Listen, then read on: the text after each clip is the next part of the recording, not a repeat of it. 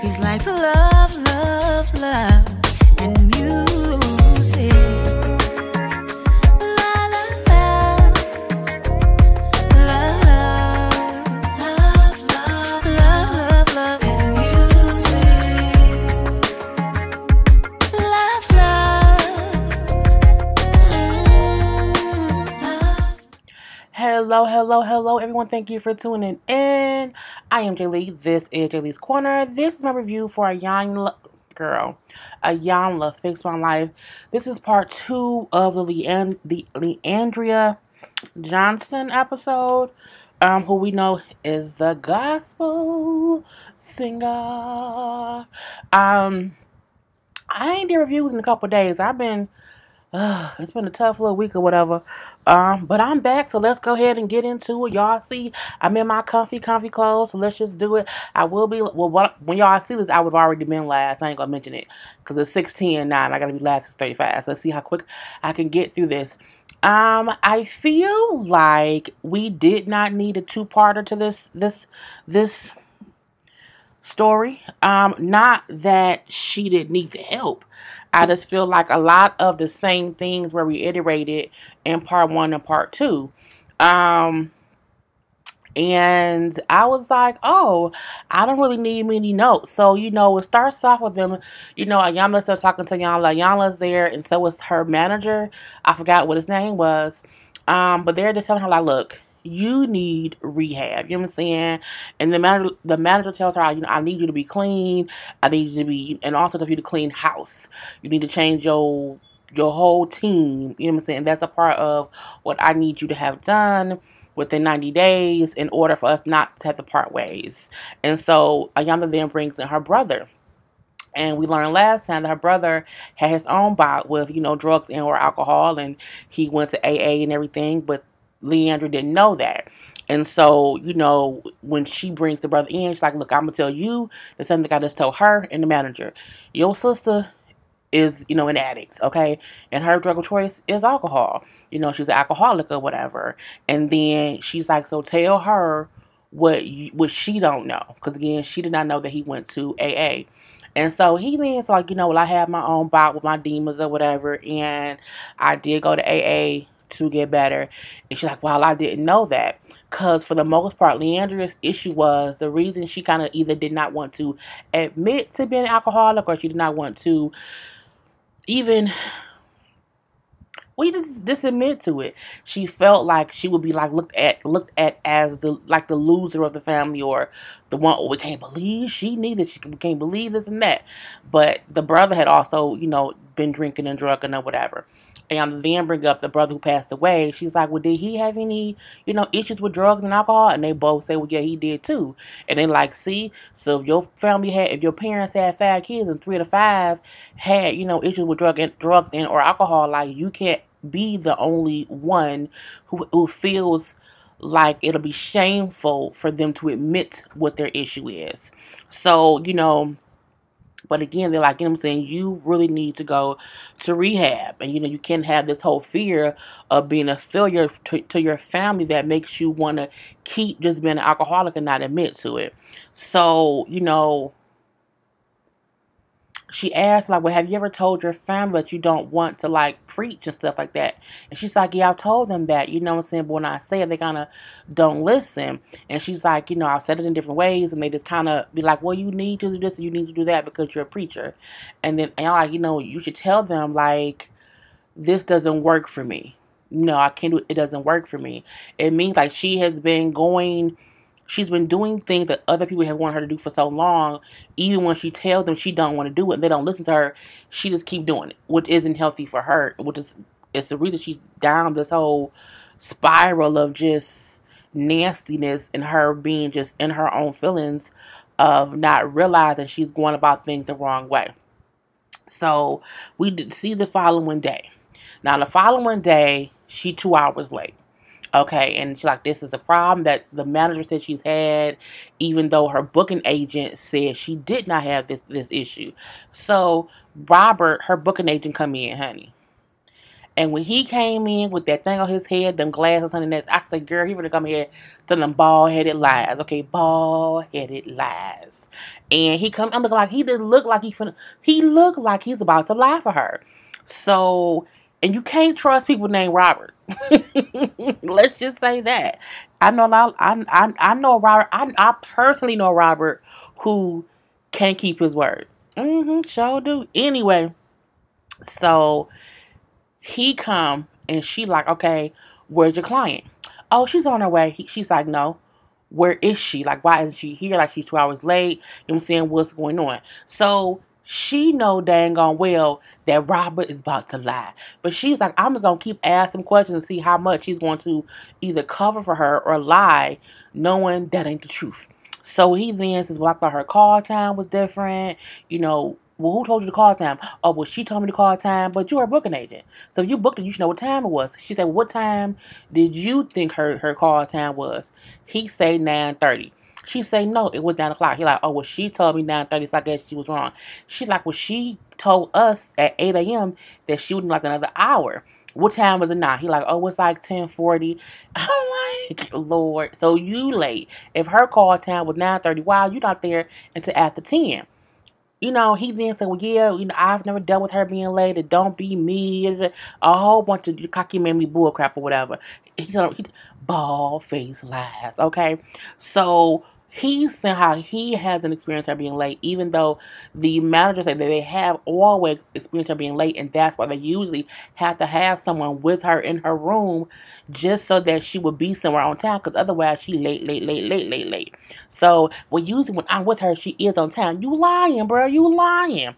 So she then say, no, he then go into, well, sometimes, okay, sometimes she is late. I can't make her be on time. You know what I'm saying? It's just what happens. Like sometimes she be late. So she like, well, you know what? This makes you look bad. You know what I'm saying? This is a reflection of you. He's like, no, because I'm not late. She late. I mean, you late too, bruh. She's like, no. You're her booking agent. So if you're her booking agent and she's late, if you booked her for something and you booked the time and if she ain't there on time, you look like that you were the person who didn't do something correctly. Because you can't get her where she's supposed to be at on time as her booking agent. So she like, you know what? If you can't get her here on time and she making you look good, she making you look bad, you should, not be her booking agent. You should just, quit or whatever, like fire you, and because you ain't doing your own job. And so she said you need to cut her as a client because you're enabling her in this bad behavior. You're enabling her to not be placed on time. You're enabling her because when you see she ain't here on time, you're making excuses for her. And so you're enabling her to keep doing these stupid ass things. So he then says, well, you should talk to her about that because, again, I can't make her be on time. And then she walks in. First of all, she walked in. I'm going to move him on over here. She walked in because I think his picture is funny. And when she walks in, it looks like she had a hard night. She looked like she had some drink last night, and she was a little bit hungover, and she needed more time to get herself together. That's a reason why I do not drink during the week when I have to go to work. I'll only drink on weekends because I know I'm not going to get up early or late in the morning. Like I'm not gonna want to get up like 2 if I drink. It's just, what I'm saying, it's not in me anymore. So she's asking, like, why are you 2 hours late? And basically she had no reason for being 2 hours late. She's like, what I'm saying, like she didn't, there was no clear excuse. Well, I told y'all I called y'all and told y'all I needed some more time. She's like, no, y'all, we called you and you told us that you would need 1 more hour. What time did you leave a hotel? She said, I told y'all I'll be here at 10. She's like, okay. But at this point, it's like 11. She said, so what time did you leave the hotel? Well, I left the hotel at like 10:20. So again, you were supposed to be here at 10. You still didn't even leave the hotel until 20 minutes after the time you were supposed to be here. She'd be late. Like, I think there's no other reason or no other excuse for that. Iyanla brought up how she used to always be late, mainly because she didn't want someone else telling her what time she has to be there. I said I do that too. I'm always late too, but for different reasons though. And like I let people know when I'm gonna be late. Like I don't say I'm gonna be there this time and I'm coming late. I'm saying no, I'll be there between this time and that time because that's just what I do. I try to let people know I'm gonna be late. Because I mean, I just know that, and because I be doing this, I be doing the stuff, honey.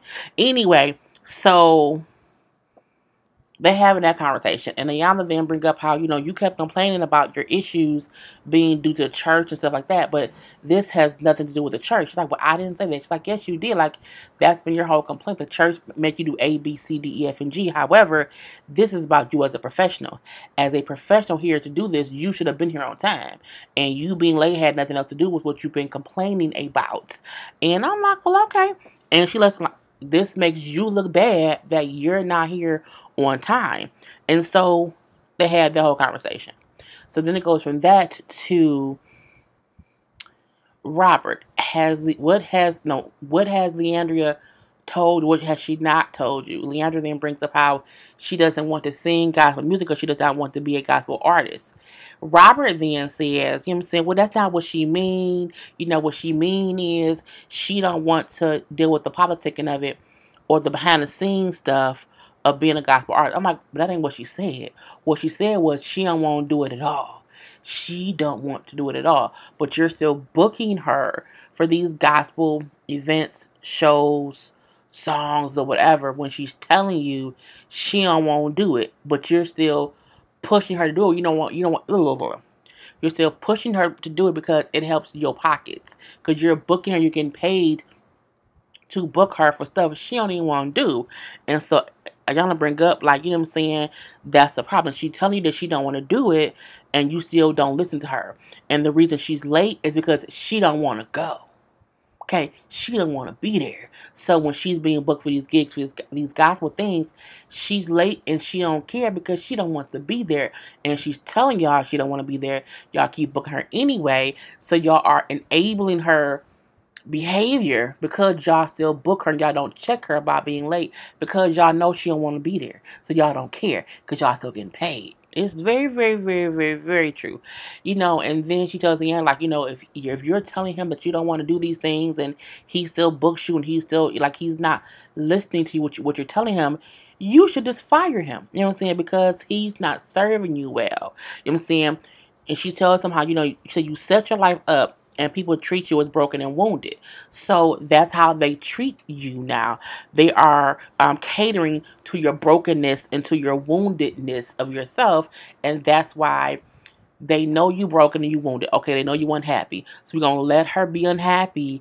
We're going to still book these shows. And when she's late and when she complains, when she lashes out, we'll let her lash out. We'll let her be late because we know she's wounded and she's broken. She's going to have these outbursts.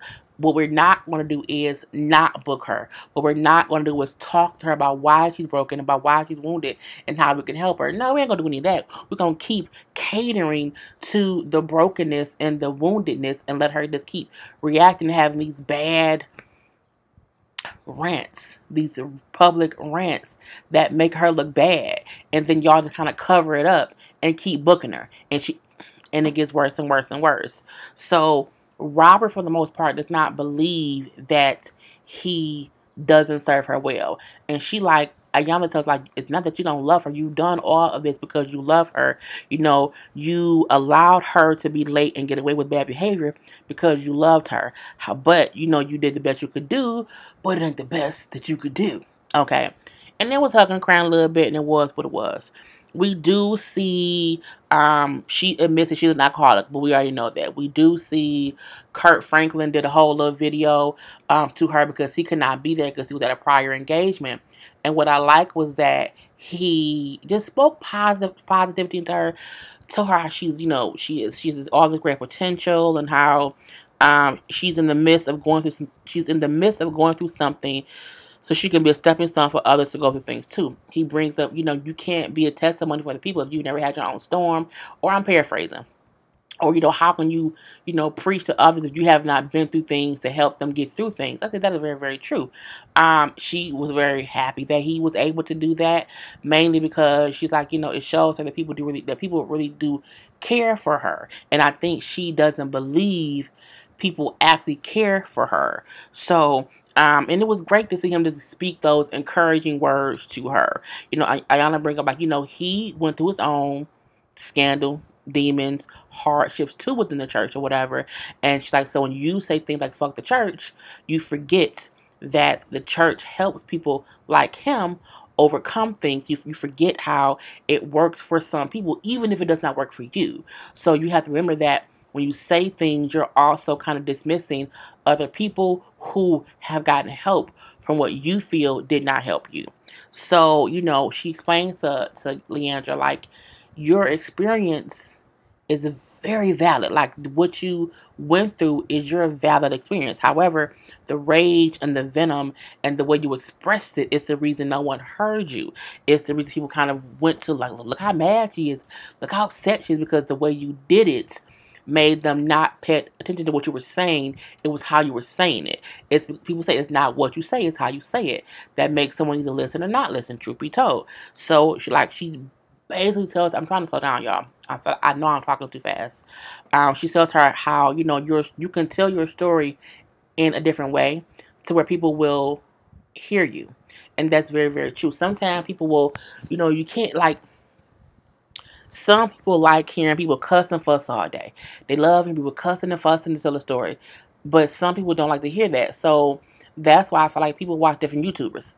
YouTubers can tell the same story in different ways. And that's the reason why some people listen to one person and not the other. I feel the same thing with Leandra.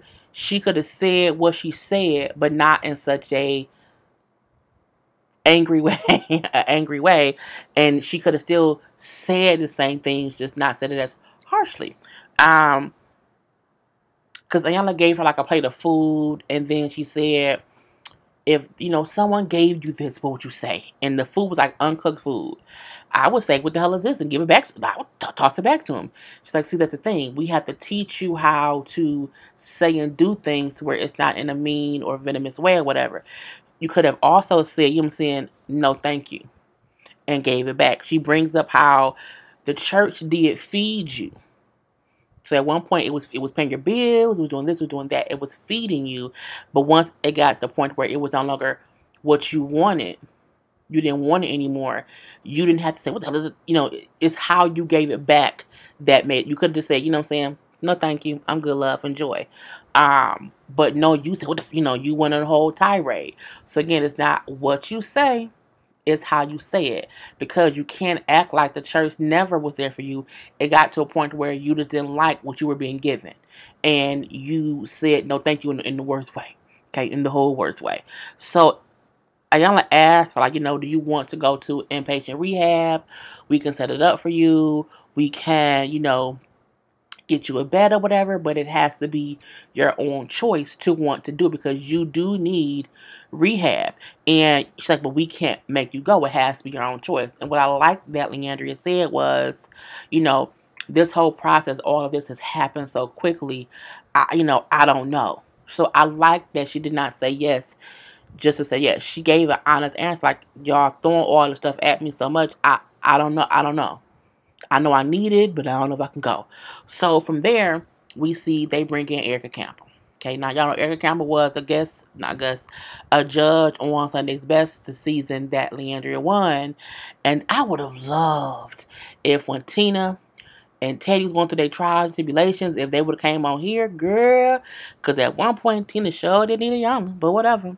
So Erica brings up how the first time she heard Leandra sing, that she knew she would win the show because she was that talented. Iyanla asked, like, well, I wonder if anybody also saw the pain that she was in. Like, I saw her and I saw the pain. And then Erica brings up, like, we did see that. She said we felt like that she had so much potential that it was worth it to, sow that goodness into her or whatever. Because sometimes a person needs, something positive in the midst of their pain. So she also brings up how she do feel like people could have been more real with Leandra. Like, people in her circle could have been more real with her, loved on her a little bit more, and not ignore the bad stuff and not ignore things just so they can keep getting paid. And I say that's very true. She says, people need to be loved through their demons, their trials, and their tribulations, and not just have that stuff ignored to where it gets worse and worse and worse and worse and worse. And so she says she does think that Leandra can definitely come back from this negative thing that happened or whatever.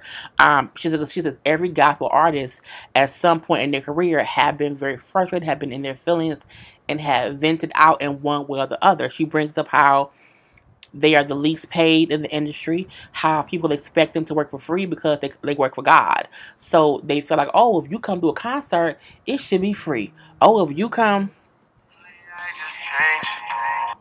I have to be live 5 minutes. So I'm going to get through this. I'll be a couple minutes late for YouTube stuff. But she do to her how, we all have these issues to where we feel underappreciated. We feel like we're not, paid the right fees, and we want God. We just talk to God and say, just help this situation, God, because I don't know why they're trying to make me work for free as if I'm not an artist within itself. And I think that's true. And I think that's something else that Leandria probably was frustrated about. But again, it's how you say and do things. So, they go get Leandria, who did not know that Erica was coming. And then, she was surprised. Oh my God, I can't believe it. So they hug or whatever. And she tells, like, I came for you. I came for you because I know you're conflicted right now. I know things are tough. I know that you love God, but you may not always love his people. Okay. And, I know that, you be having to work in town. You don't feel like it or whatever. But I have seen you go and give it your all, even in the midst of you really not want to do it. They asked her, like, are you mad at the church or the people? And Leandria admitted, she's like, it's the people in the church, not the church itself. And they're like, you have to realize, it's different levels. You have the church, you have the people in the church, you have, you have all these different layers to it, where Leandria kind of gathered it all up together and said, I hate it all. And it's not really it all. It's like one or two things that she don't like, but when you put it all in together, it makes it look worse than what it really is. So, I like how Erica brought up how, you can't say everything sometimes. Like, sometimes you have to just kind of not say stuff and, kind of suck it up, give it to God. She said, because mainly, what you say to these crazy folks, they're not going to listen no way. So you have to learn in some instances, you can't always say whatever you're feeling. Because when you do, stuff like this happens. So Leandria then admits that she is an alcoholic. And, Erica brings up how you're also called, you're also loved, you're also anointed, you're also favored, you're also forgiven, and you get God's grace and mercy every morning, just like me. And I feel like those were words that Leandria needed to hear. So it was a very touching moment. Leandria is listening, and Iyanla brings, she's like, you have a bed at inpatient rehab. We have it waiting for you. It's a 30-day inpatient rehab that you have to admit that you want to go to. But I want you to first just commit to going to AA. Go to a meeting today and tomorrow. And, I'll even go with you to your meeting today. And if you can commit to that, we will handle everything else, and then you can go to this inpatient rehab. And then, what I'm saying, if you can just do that, we can do whatever. And so Leandria said, she shakes her head. Yes, she don't say nothing at first. She does then say, yeah, I'll do it. And I love that they then put Leandria in the middle. And Erica, Iyanla, and like two other people who used it with the show prayed over Leandria. And sometimes I don't think people realize how much you need the right people now. The right people to pray over you, because that sometimes it's all, man, sometimes my mama would pray over me over the phone, via FaceTime, in person, because you need that good spirited person to just pray over you and for God to hear their words and to, bring whatever life to you that's needed. And even seeing her sitting there in the midst of it, she looked like she needed that. And yeah, I forgot to put this picture up because, that's a better picture for Leandria. She needed that. And I think she didn't realize how much she needed that until she was in the middle and had these women praying positivity over her. And you hear her say, like, please, God, I don't want to drink anymore. And so that's like step one. So we do see her, we do see Iyanla take her to her first AA meeting, and which was step one. And we do see how it says that she is going to go to rehab. She's going to go to the inpatient rehab. I don't know if she's in there right now, okay? But she admitted that she will go. So, and that was the whole episode. I mean, I hope y'all didn't think I rushed through it too much. I gave y'all 25 good minutes because, again, it was just her realizing, yes, she has a problem. She needs to go to rehab. She, had to let go of the booking agent because they had that whole conversation, but I didn't care about that too much. Because it was a realization that he wasn't doing good by her, and not with any malicious intent. It's just he was allowing her to just do whatever and keep getting paid for it because he didn't want her. I don't know. It was crazy. But that was it, y'all. I hope y'all enjoyed. It is 6:35. I have to be live right now, so y'all would have already seen me. Peace.